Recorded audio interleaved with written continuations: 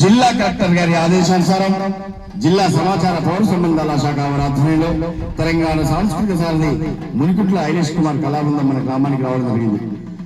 99 రోజుల ప్రగతి ప్రణాళికలో భాగంగా పిచ్చపతి నోట ఈ పూట ఆ పాట. ఇదిగిదిగో వచ్చినది ప్రజాపాలన ఇందిరమ్మ